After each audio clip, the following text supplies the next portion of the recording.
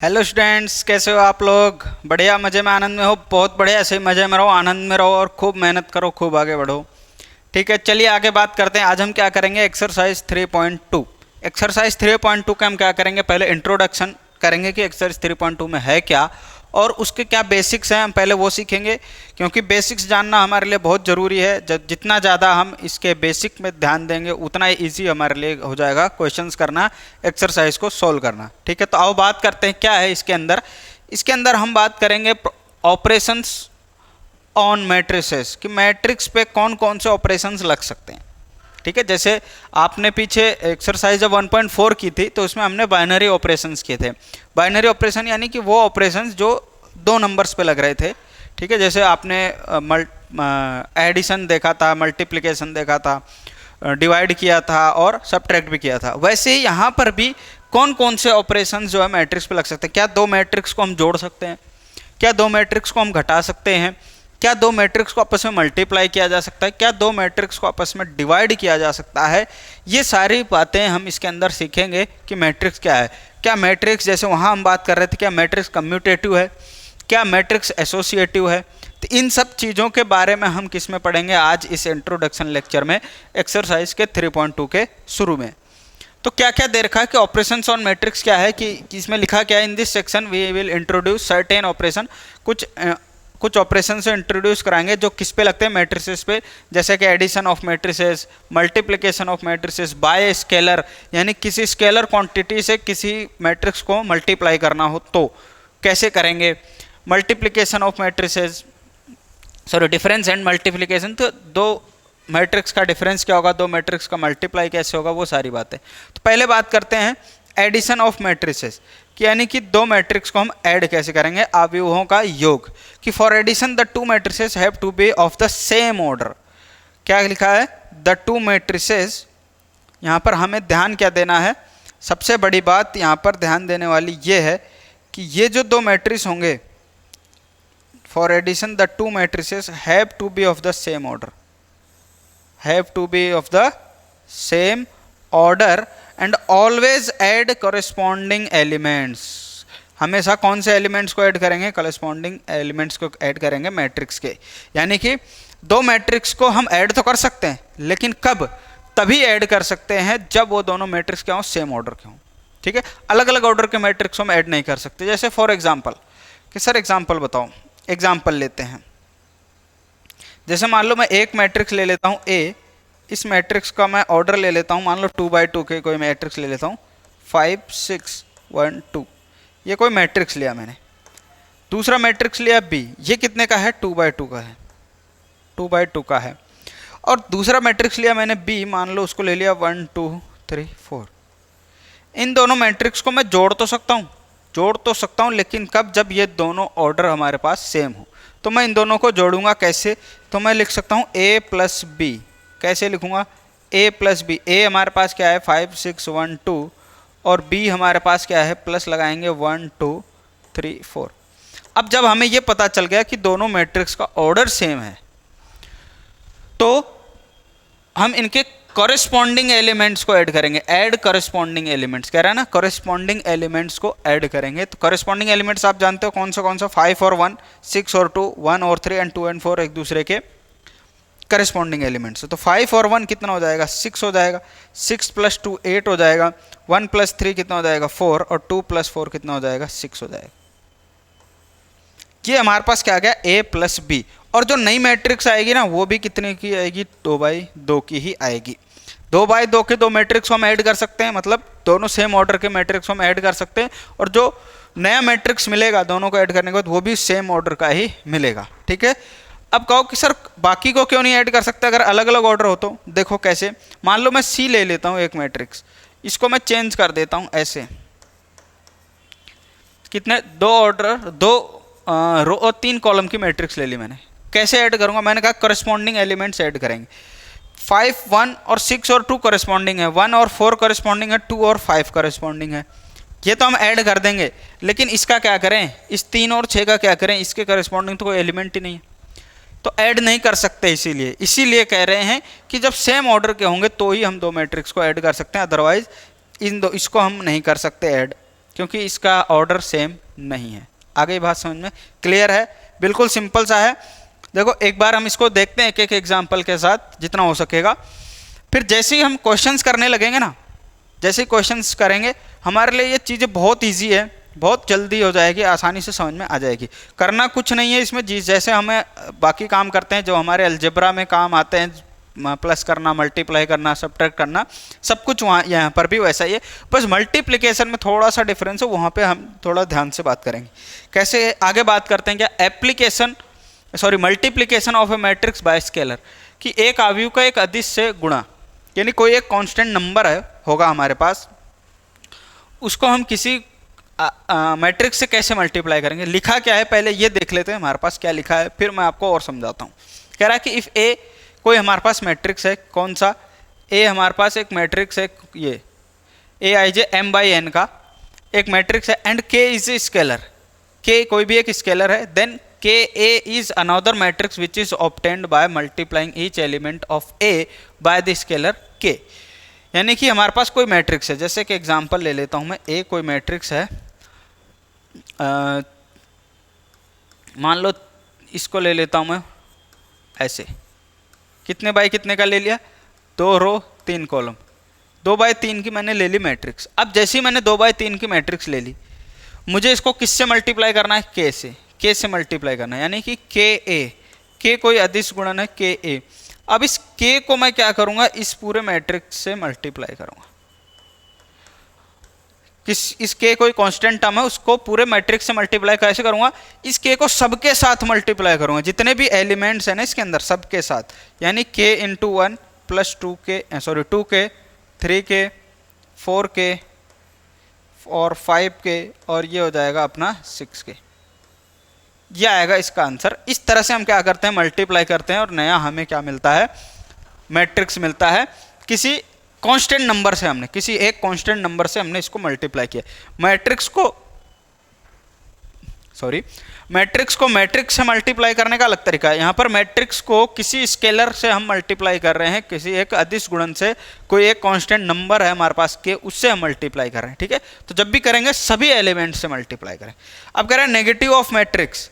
अगला क्या टॉपिक है हमारे पास कि negative of matrix. Negative of matrix क्या होता है, ये हमारे पास हेडिंग है नेगेटिव ऑफ मैट्रिक्स। कि नेगेटिव ऑफ मैट्रिक्स किसको बोलेंगे अपन, कि ये दे रखा है हमारे पास, the negative of a matrix is denoted by minus A and we define minus A is equal to -1 into A. ये ए इधर आ गया तो इसको ऐसे लिख सकते हैं -1 इंटू माइनस ए, यानी ए को हमने क्या किया, -1 से मल्टीप्लाई किया एक तरह से, जैसे यहीं पर ये है। अगर मैं -1 से इस पूरे को मल्टीप्लाई कर दूं तो सभी नंबर्स क्या हो जाएंगे, नेगेटिव हो जाएंगे। ठीक है, वो सभी नंबर्स नेगेटिव हो जाएंगे। या इसका उल्टा कह दो, अगर सभी नंबर्स नेगेटिव हैं तो मैं उसमें से -1 बाहर ले सकता हूँ, यानी मैं कॉमन ले सकता हूँ। जैसे के यहाँ कॉमन है तो मैं इसमें बाहर भी ले सकता हूँ, ये भी ध्यान रखना। तो -1 अगर मैं बाहर ले लूँगा तो ये पूरा का पूरा क्या बन जाएगा, -1 बाहर लूँगा और पूरा का पूरा जो भी मैट्रिक्स होगा ए वो क्या बन जाएगा हमारे पास, -a बन जाएगा। तो यही कह रहा है कि -a से भी हम लिख सकते हैं, उसको हम बोलते हैं नेगेटिव मैट्रिक्स। ठीक है, नेगेटिव ऑफ ए मैट्रिक्स बोलते हैं। ठीक है, जब सभी के सभी एलिमेंट्स क्या हो, नेगेटिव हो। अगला क्या है, डिफरेंस ऑफ मैट्रिसेस। कि डिफरेंस ऑफ मैट्रिक्स में मतलब क्या है कि if A and B are two matrices of the same order, मान लिया m बाई n का है, सेम ऑर्डर का है, तो हम उन दोनों को डिफरेंस कर सकते हैं, a माइनस भी निकाल सकते हैं। जैसे वहाँ पर किया था, हमने किया मान लो 5 6 7 8, एक कोई a मैट्रिक्स है कितने का, 2 बाई 2 का, और दूसरा कोई मैट्रिक्स है b 1 2 3 4, ये भी कितने का है, 2 बाई 2 का। तो अगर जैसे वहाँ एडिशन में हम कर रहे थे ना, सेम ऑर्डर का मैट्रिक्स होना चाहिए, प्लस कर देंगे, वैसे यहाँ पर सेम ऑर्डर का मैट्रिक्स होगा तो ही हम एक दूसरे को माइनस कर पाएंगे। तो ए की वैल्यू क्या है, 5 6 7 8, ये कितने का है, 2 बाई 2 का है, माइनस दूसरा बी मैट्रिक्स हमारे पास क्या है, 1 2 3 4, ये भी कितने का है, 2 बाई 2 का है। तो दोनों को अगर हम माइनस करेंगे तो a माइनस बी कितना आएगा हमारे पास, 5 - 1 4, 6 - 2 4, 7 - 3 4, 8 - 4 4 आ गया। ठीक है, 4 4 4 आ गया। ठीक है, तो ये हमारे पास क्या आ गया, a माइनस बी आ गया। ठीक है, आप b माइनस ए भी निकाल सकते हो, आप b माइनस ए भी निकाल सकते हो क्योंकि दोनों सेम ऑर्डर के हैं। b कितना हो जाएगा 1 2 3 4 माइनस 5 6 7 8। तो इसको माइनस करोगे तो कितना आ जाएगा, देखो -4 -4 5 6 ये 7 है तो -4 और ये -4। अब देखो क्या हुआ, ये क्या आ गया हमारे पास -4, तो ये हमारे पास क्या आ गया माइनस, आप यहाँ से बाहर भी ले सकते हो तो ये 4 4 4 4 हो गया, यानी कि ये negative of a plus B है ना, sorry a minus B negative, ये a 4 4 क्या आया था हमारे पास, a माइनस बी आया था, a माइनस बी आया था, तो माइनस अगर हमने बाहर ले लिया तो इसको negative of a minus B भी कह सकते हैं। ये कैसा मैट्रिक्स आ गया हमारे पास, a माइनस बी एक नेगेटिव मैट्रिक्स होगा, ए बी माइनस ए, यानी यहाँ से आप ये कह सकते हो कि b माइनस ए, या ऐसे कह दो कि a minus B is equal to होता है b माइनस ए के, इज इक्वल टू होता है b माइनस ए के, या ऐसे भी कह सकते हो negative of a minus B के इक्वल होता है। ठीक है, ऐसा भी कह सकते हो। ठीक है, इस कंडीशन में बैठा है। ठीक है, यहाँ पर हमने जब करके देखा तो ये आया, तो हम ये कह सकते हैं। ठीक है, यहाँ पर इस एग्जाम्पल के हिसाब से आ गई बात समझ में। तो कुछ नहीं करना, जैसे आप उसमें प्लस किए थे वैसे यहाँ माइनस करना, और कुछ नहीं, बस ऑर्डर ध्यान रखना सेम ऑर्डर का होना चाहिए। अब क्या आता है properties of matrix addition. Addition के लिए कौन कौन सी प्रॉपर्टी, देखो कम्यूटेटिव लॉ फॉलो करता है, एसोसिएटिव लॉ फॉलो करता है। क्या कह रहा है कि ए एंड बी कोई दो मैट्रिक्स हैं ऑफ द सेम ऑर्डर से m/n, then a plus B is equal to b plus A होगा। आप जानते हो कोई भी दो चीज़ आप जोड़ो, a प्लस बी जोड़ो या b प्लस ए जोड़ो, एक ही बात है। मेरे हिसाब से इसमें एग्जांपल देने की ज़रूरत नहीं होनी चाहिए, बट फिर भी अपन एक बार देख लेते हैं कैसे। a है मान लो अपने पास 1 2 3 4, ठीक है, और b हमारे पास क्या है 2 3 4 5 है मान लो। तो यहाँ से a प्लस बी कितना हो जाएगा, आप मैं डायरेक्ट लिख देता हूँ कैसे, करस्पॉन्डिंग एलिमेंट्स ऐड होंगे तो 1 + 2 3, 2 + 3 5, 3 + 4 7 और 4 + 5 कितना हो जाएगा 9 हो जाएगा। ठीक है, ये होगा। और अगर मैं b प्लस ए निकालूँ तो b प्लस ए निकालोगे तो भी आपका यही आएगा, तो भी आपका यही आएगा। b प्लस ए करोगे, पहले b लिखोगे फिर a लिखोगे, तो b प्लस ए 2 + 1 3 + 2 4 + 3 5 + 4 यही आएगा। तो इसका मतलब a plus B is equal to होता है b प्लस ए के, यानी कि मैट्रिक्स जो होता है वो कम्यूटेटिव लॉ फॉलो करता है। मैट्रिक्स का जो एडिशन है, एडिशन जो है properties of matrix addition, matrix का जो एडिशन है वो कम्यूटेटिव लॉ फॉलो करता है। ठीक है, अब क्या देखते हैं कि एसोसिएटिव लॉ भी फॉलो करता है क्या एडिशन। आप मान लो ऐसे यहाँ पर कोई c ले लो, a और b तो ये है ही हमारे पास, c आप ले लो कोई भी दूसरा 0 1 और 3 2 ऐसे ले लो, कोई सा भी ले सकते हो। तो पहले क्या निकालते हैं हम a plus B, a plus B हमारे पास आ चुका है, पहले हम क्या निकालेंगे a plus B, a plus B हमारे पास आ चुका है, हम इसी को यूज़ कर लेते हैं, कौन सा ये वाला। a प्लस बी आ गया कितना 3 5 7 9, ठीक है, इसी को हमने लिया a b c हमने मान लिया। a प्लस बी हम निकाल चुके हैं, प्लस c करेंगे हम, प्लस c कितना है 0 1 3 2, कितना आ जाएगा 3 और 5 + 1 6 7 + 3 10 9 and 2 11, ये आ गया हमारे पास क्या है ये वाला a प्लस बी ब्रैकेट के अंदर, फिर क्या आएगा प्लस c। अब हम क्या निकालेंगे a plus B plus c। अब a कितना है, a है हमारे पास 1 2 3 4 प्लस b कितना है हमारे पास 2 3 4 5 2 3 4 5 प्लस c कितना है हमारे पास जो c है वो ये रहा 0 1 3 2। तो हम क्या करते हैं सबसे पहले ब्रैकेट सोल्व करते हैं, ब्रैकेट सोल्व करेंगे कितना आएगा 2 + 0 2 3 + 1 4 4 + 3 7 5 + 2 7, ये आ गया 1 2 3 4। तो 1 + 2 कितना हो जाएगा 3, 4 + 2 6, 3 + 7 10 और 7 और 4 11। तो देखो आ गया वही, यही आ रहा सेम। तो इसका मतलब कि ये जो मैट्रिक्स का एडिशन है वो एसोसिएटिव लॉ फॉलो करता है। ठीक है, मैट्रिक्स का एडिशन क्या होता है, एसोसिएटिव होता है। ठीक, अब बात करते हैं नेक्स्ट की, एग्जिस्टेंस ऑफ एडिटिव इनवर्स की। एडिटिव इनवर्स का एग्जिस्टेंस क्या है, देखते हैं क्या है एग्जिस्टेंस का एग्जिस्टेंस ऑफ एडिटिव इनवर्स। कह रहा है लेट कर लो कोई भी एक m/n का कोई एक मैट्रिक्स है, ठीक है, and O/n m/n zero matrix. अब आपको एक बात बताया था कि जीरो मैट्रिक्स को हम किससे लिखते हैं, O से। A मान लो कोई हमारे पास मैट्रिक्स है, ठीक है। अच्छा, जानबूझ के मैं 2/2 मैट्रिक्स का एग्जांपल ले रहा हूँ, बाकी कोई सा भी लेगो वो सब पे फॉलो करता है। जानबूझ के इसलिए ले रहा हूँ ताकि ये थोड़ा छोटा पड़ता है, बट ज़्यादा नहीं लिखना पड़ेगा, बाकी चीज़ वही है, समझ में आ जाएगा। ठीक है, तो A क्या है, 2/2 का मैट्रिक्स है, और O कोई भी क्या है हमारे पास, जीरो मैट्रिक्स है। जीरो मैट्रिक्स में आपको बताया था क्या, जिसके सभी एलिमेंट्स क्या हों, जीरो हों, वो क्या होता है, जीरो मैट्रिक्स होता है। ठीक है, then A plus O is equal to O plus A is equal to A ही आएगा। कह रहा है कि अगर आप A में जीरो मैट्रिक्स जोड़ोगे तो वापस A ही मिलेगा। ऑब्वियस सी बात है, देख लो दिख रहा है 1 + 0 1, 2 + 0 2, 3 + 0 3, 4 + 0 4, वापस से आपको क्या मिल जाएगा, A मिल जाएगा। या फिर आप इसको O प्लस A करोगे तब भी आपको क्या मिलेगा, A ही मिलेगा। ठीक है, A ही मिलेगा। और अगर ऐसा होता है, तो हम क्या बोलते हैं, O is the additive identity of matrix addition.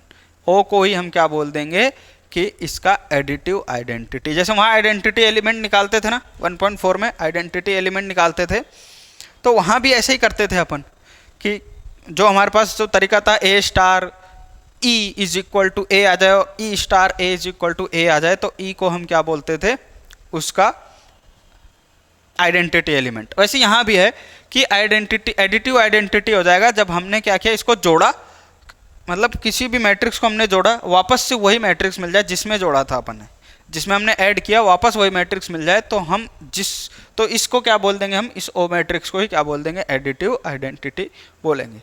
ऐसी existence of additive inverse. Additive inverse में भी यही है, क्या है कि अगर हमने कोई मैट्रिक्स लिया m/n का, कोई भी ऐसे मैट्रिक्स लिया, A मान लो हमने यही ले लिया, A मान लो हमने ये एग्जाम्पल लिया, ठीक है, then we have another matrix -A। ऐसे हमने कोई और मैट्रिक्स ले लिया -A। -A का मतलब क्या हो जाएगा हमारे पास कि 1 2 3 4। -A का मतलब क्या हो जाएगा कि इस सभी एलिमेंट्स क्या हैं, नेगेटिव हैं। ये सभी एलिमेंट्स क्या हैं, नेगेटिव हैं। तो देन सच दैट क्या हो जाएगा कि A प्लस करूँ इसमें -A, या फिर -A में प्लस करूं A को, तो क्या मिलना चाहिए, O, यानी जीरो मैट्रिक्स। अब आप देखो इन दोनों को अगर आप जोड़ोगे, तो 1 - 1 0, 2 - 2 0, 3 - 3 0, 4 - 4 0 0 0 0, ये मिलेगा। और इसी को हम क्या बोलते हैं, O मैट्रिक्स, यानी जीरो मैट्रिक्स बोलते हैं। जीरो मैट्रिक्स क्या हो जाएगा आपका, ये होगा। तो हम इस कंडीशन में A को, इस कंडीशन में तो एक अन्य अवयव -A को क्या बोलेंगे, एक -A इस प्रकार है कि तो अवयव A का योग अंतर्गत प्रतिलोम अवयव अथवा ऋण अवयव है। इसको हम क्या बोल देते हैं, -A को क्या बोल देंगे, एडिटिव इनवर्स ऑफ A, और क्या बोलेंगे, नेगेटिव ऑफ A। ठीक है, यानी कि किसी मैट्रिक्स में मैंने कोई दूसरा मैट्रिक्स जोड़ा, और जैसे ही मैंने जोड़ा तो वो मैट्रिक्स क्या बन गया, जीरो बन गया, जीरो मैट्रिक्स बन गया।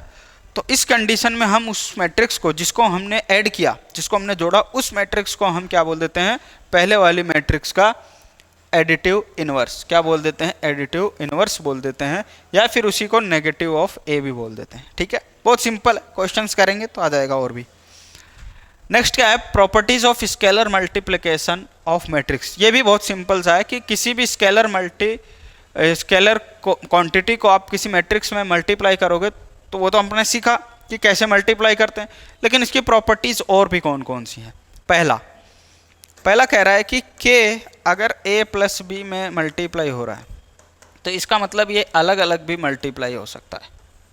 इसका मतलब क्या है, आपको बताया था कि A मान लो कोई मैट्रिक्स है 1 2 3 4, B कोई दूसरी मैट्रिक्स है। ठीक है, मैं इन दोनों को अगर ऐड करूंगा, A प्लस B करूंगा, तो क्या आएगा, 1 + 3 4, 4 + 2 6, 3 + 5 8 एंड 6 + 4 10।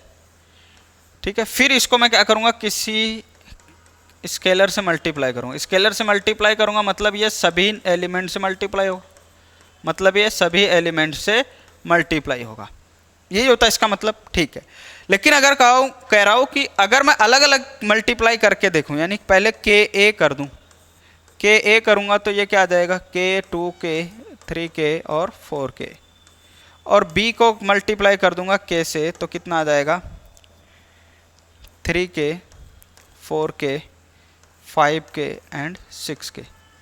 अब इनको मैं जोड़ूंगा, के ए प्लस बी के करूँगा तो क्या आएगा मेरे पास, k + k 4k, k + 3k 4k, 2k + 4k 6k, 3 + 5 8k और ये 6 + 4 10k।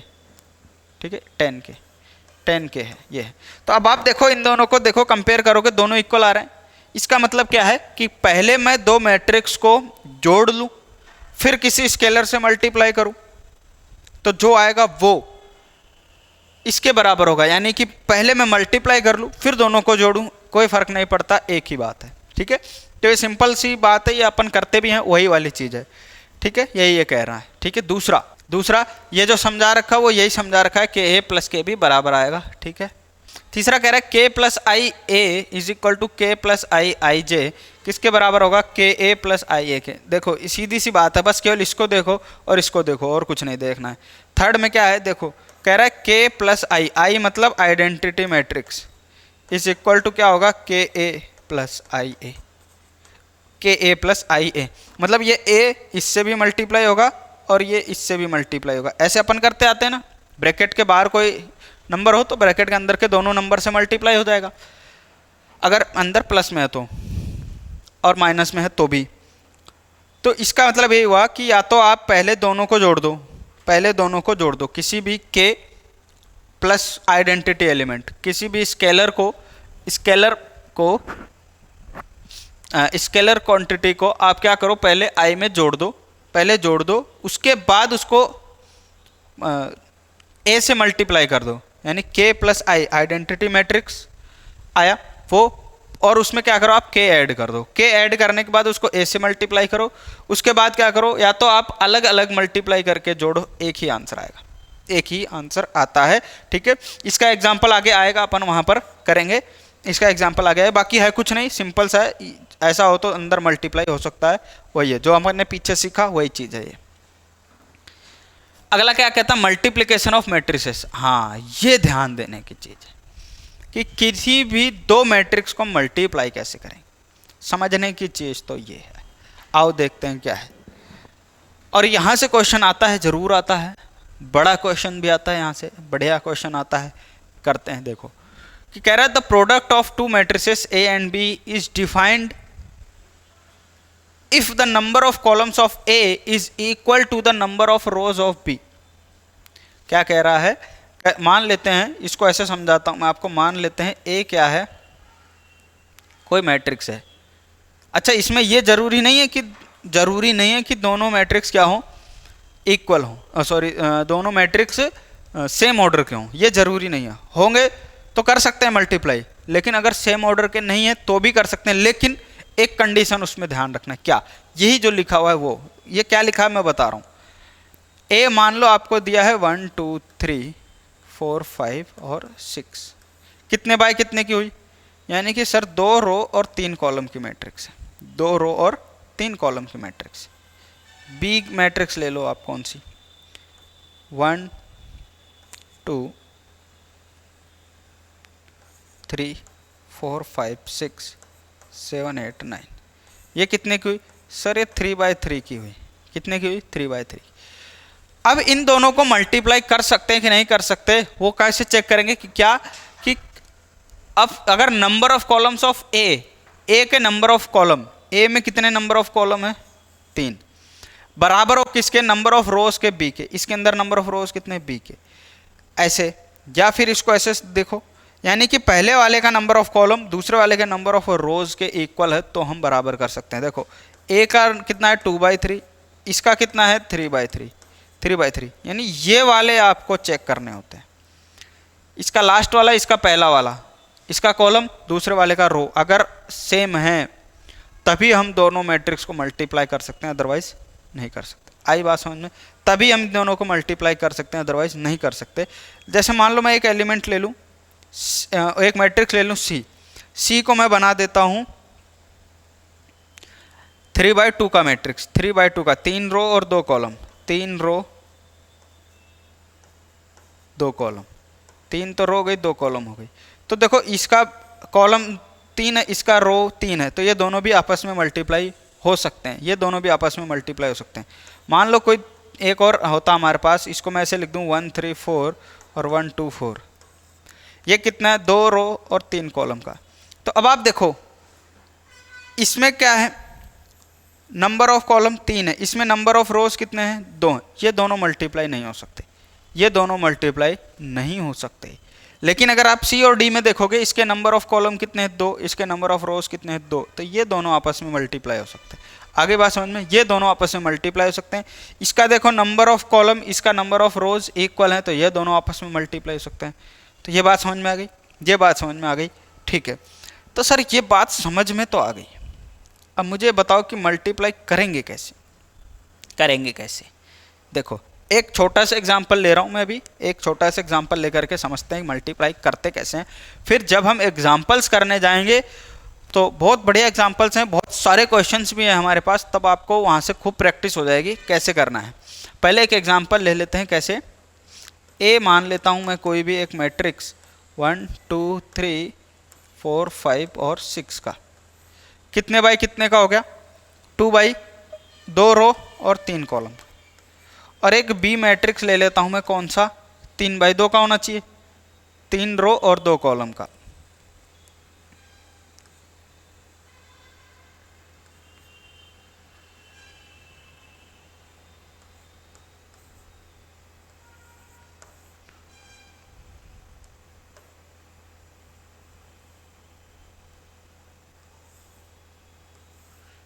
कितने हो गए, 1 2 3 तो रो हो गए और 2 तो कितने हो गए, कॉलम हो गए, ठीक है।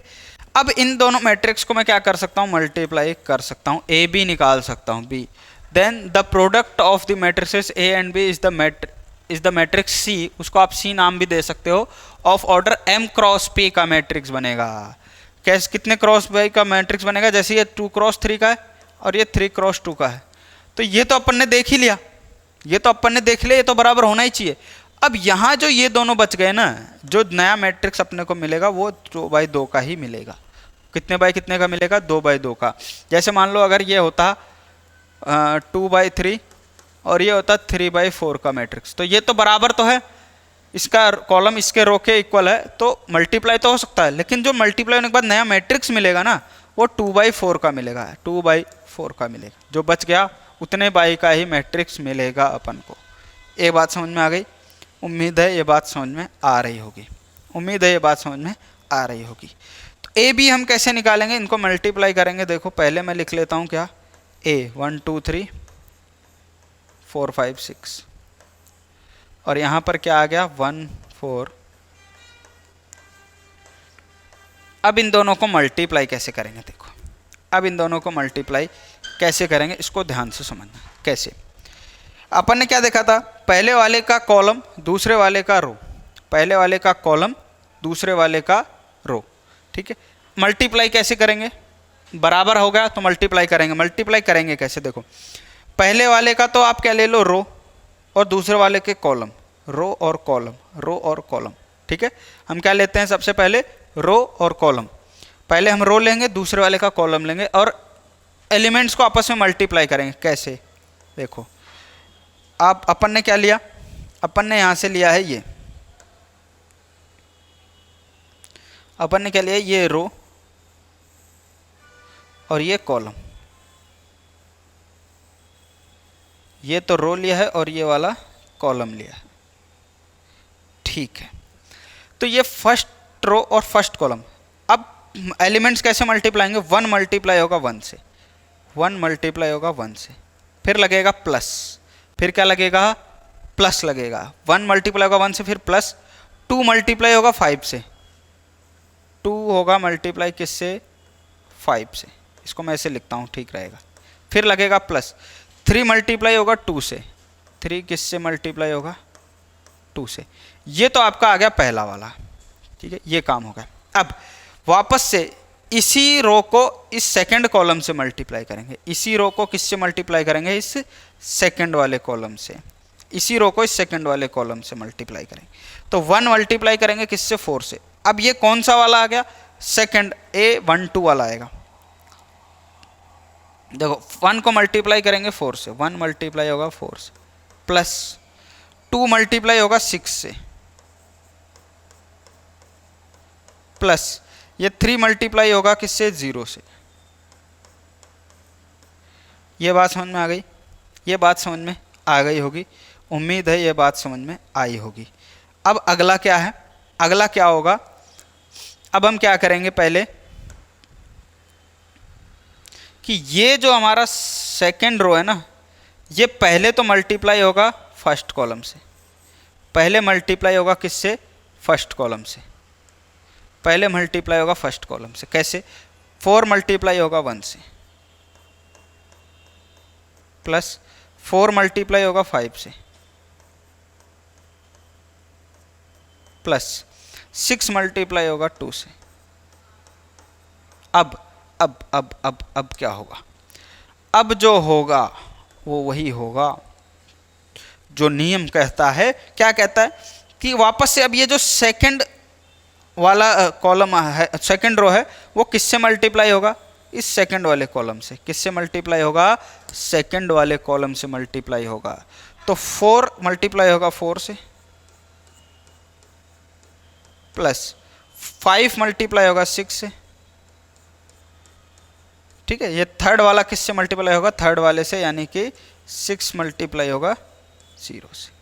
ये बन गई हमारी मैट्रिक्स, ये बन गई हमारी क्या, मैट्रिक्स। क्या बन गई, मैट्रिक्स बन गई। क्या बन गई, ये मैट्रिक्स बन गई, मैट्रिक्स बन गई।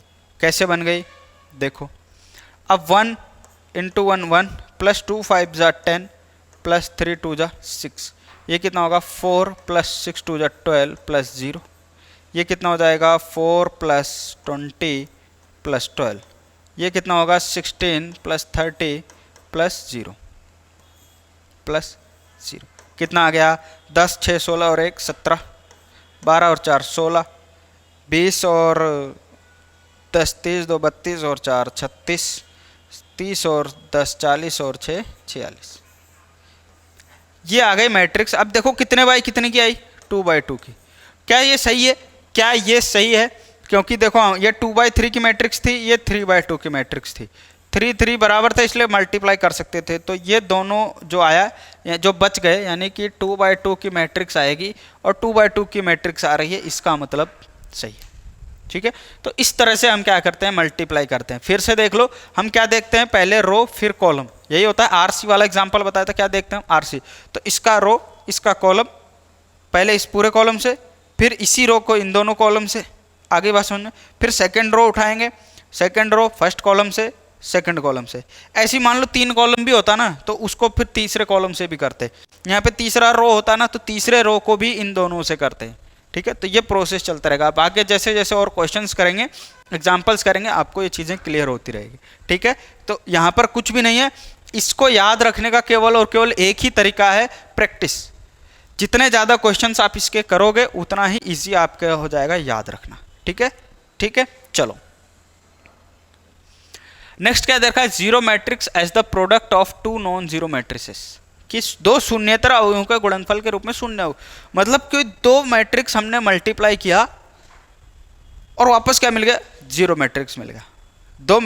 बिना जीरो वाले मैट्रिक्स को, 2 ऐसे मैट्रिक्स जो जीरो नहीं है, 2 बिना जीरो वाले मैट्रिक्स को, 2 नॉन जीरो मैट्रिक्स को मल्टीप्लाई करने पे क्या मिल जाए, जीरो मैट्रिक्स मिल जाए। तो we know that for real numbers A B, if A B is equal to 0, हम ये चीज जानते हैं। देखो 2 नंबर को हम मल्टीप्लाई करते हैं, A B is equal to 0 आता है। अब ये 0 तभी आएगा या तो ए 0 हो, या फिर बी 0 हो, या फिर ये दोनों ही 0 हो। यही बात होगा भाई, या तो 0 हो तो पी से मल्टीप्लाई होकर 0 आ जाएगा, या तो बी 0 हो तो ए से मल्टीप्लाई होकर 0 आ जाएगा, या तो दोनों ही 0 हो तो ही दोनों 0 आएगा, अदरवाइज तो आ नहीं सकता। ठीक है, तो यही लिखा है देन आइदर ए जीरो और B zero, this need to be true for matrices, we will observe this through an example. हम इसको एक एग्जाम्पल से करके देखेंगे। किससे करके देखेंगे? एक एग्जाम्पल से। तो आओ देखते हैं अपन एक एग्जाम्पल हमारे पास क्या है।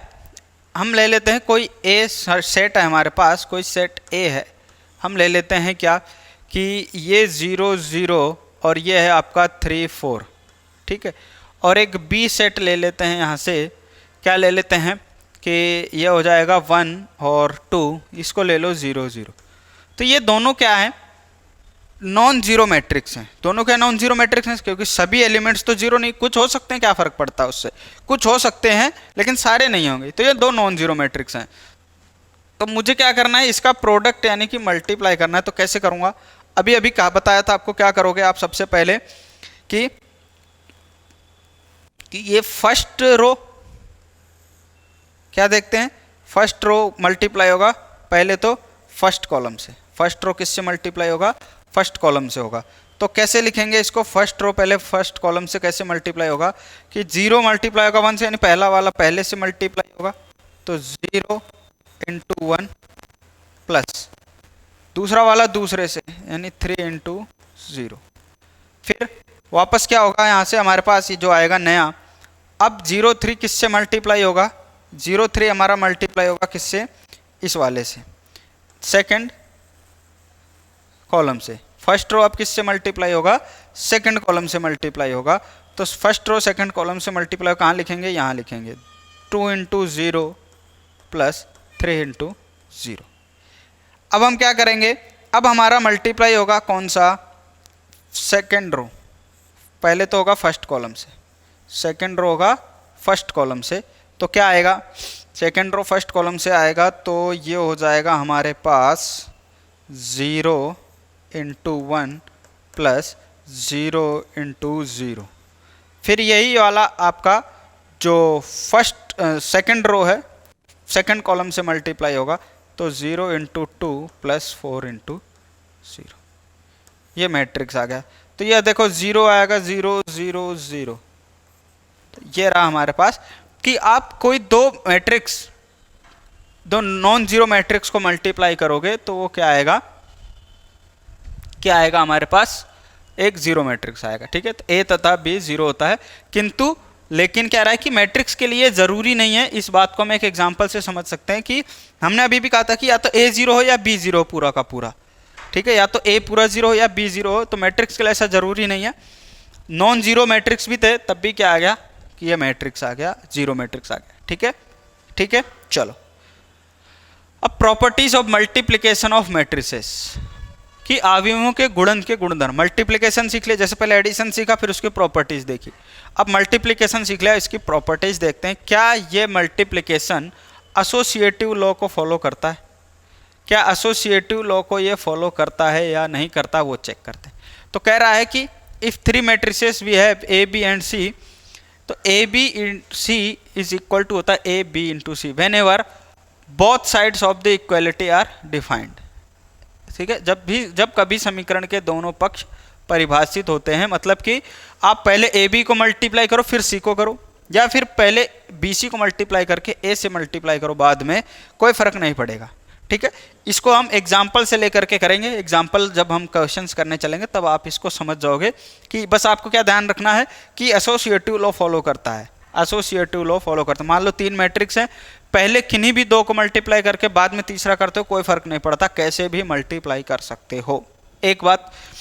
दूसरी बात, ये डिस्ट्रीब्यूटिव लॉ फॉलो करता है, मतलब कि डिस्ट्रीब्यूशन हो सकता है। जैसे b प्लस सी को आप a से मल्टीप्लाई करोगे, तो जैसे अपन ने कहा था ना कि जो स्केलर क्वांटिटी को जब मल्टीप्लाई किया था तो a प्लस बी से मल्टीप्लाई किया तो के ए प्लस के बी हो गया था। जब a प्लस बी को मल्टीप्लाई किया था किससे? के से, कोई स्केलर क्वांटिटी से, तो आपने कहा इसको के ए प्लस के बी भी लिख सकते हैं। ऐसे यहाँ भी है, यहाँ भी ऐसे ही है कि अगर a कोई मैट्रिक्स है और b प्लस सी से मल्टीप्लाई करना है तो हम इसको पहले b से करें फिर a से करके तब जोड़ें तो भी कोई फर्क नहीं पड़ता, ठीक है। इसका मतलब ये हुआ कि b और c को पहले जोड़ लो फिर मल्टीप्लाई करो a से, जो आंसर आएगा वो इसके बराबर होगा कि पहले ए और बी को मल्टीप्लाई कर लूँ, फिर ए और सी को कर लूँ, फिर जोड़ूँ, तो भी कोई फ़र्क नहीं पड़ने वाला। ठीक है, ये ए भी होता है, यानी कि ये भी कोई फ़र्क नहीं पड़ेगा। दूसरा भी कह रहा है कि whenever both sides of equality are defined, तो ये है। ठीक है, तो ए प्लस बी करके सी से मल्टीप्लाई करो या अलग अलग मल्टीप्लाई करके जोड़ो तो भी कोई फ़र्क नहीं पड़े। ठीक, नेक्स्ट क्या कह रहा है, the existence of multiplicative identity for every square matrix A, there exist an identity matrix of same order such that I A is equal to A, I is equal to A, यानी कि जो multiplication है हमारे पास उसका अगर हमें inverse चाहिए होगा, मल्टीप्लिकेटिव इन्वर्स, जैसे एडिटिव इन्वर्स था कि हमने कुछ जोड़ा वापस माइनस ए मिल गया, या फिर उस एडिटिव इन्वर्स को जोड़ने पर जीरो आ जाए, जीरो मैट्रिक्स आ जाए, तो हम जिसको हमने जोड़ा वो क्या हो गया, उस ए का एडिटिव इन्वर्स हो गया। वैसे यहाँ भी है कि अगर मल्टीप्लिकेटिव इन्वर्स में जैसे मान लो कि प्रत्येक वर्ग आयु को, पहली चीज़ तो क्या है, स्क्वायर मैट्रिक्स होना चाहिए ए। इसके लिए अगर एक सेम ऑर्डर का ही एक आई एलिमेंट, आई जो है हमारे पास मैट्रिक्स है, और इस तरह से है कि अगर उसको मैं ए से मल्टीप्लाई करूं या ए को आई से मल्टीप्लाई करूं वापस ए मिल जाए, तो हम इसको क्या बोलेंगे, इस आई को ए का क्या बोलेंगे, मल्टीप्लिकेटिव इन्वर्स बोलेंगे। क्या बोलेंगे, इन्वर्स नहीं, सॉरी आइडेंटिटी, क्या बोलेंगे, मल्टीप्लिकेटिव आइडेंटिटी बोलेंगे। फिर से मैं करेक्ट कर रहा हूँ, क्या होना चाहिए कि जैसे वहाँ पर आया था एडिटिव आइडेंटिटी आया था कि जब हमने जीरो मैट्रिक्स ऐड किया तो वापस ए मिल गया, वो एडिटिव आइडेंटिटी थी। ठीक है, यहाँ पर भी एडिटिव आइडेंटिटी की मल्टीप्लिकेटिव आइडेंटिटी की बात कर रहा है, तो मतलब मैं एक ऐसे मैट्रिक्स से मल्टीप्लाई करूँ, जिससे कि वापस ए मिल जाए, तो उस मैट्रिक्स को, उस आई मैट्रिक्स को, आइडेंटिटी मैट्रिक्स को क्या बोलेंगे, इसका मल्टीप्लिकेटिव आइडेंटिटी। ये बात समझ में आ गई। इसके एग्जांपल्स भी करेंगे अपन। जैसे मान लो मैं एक एग्जांपल ले लेता हूँ 1 2 3 4। ठीक है, इसको मैंने यहाँ पर किसी मैट्रिक्स से मल्टीप्लाई किया।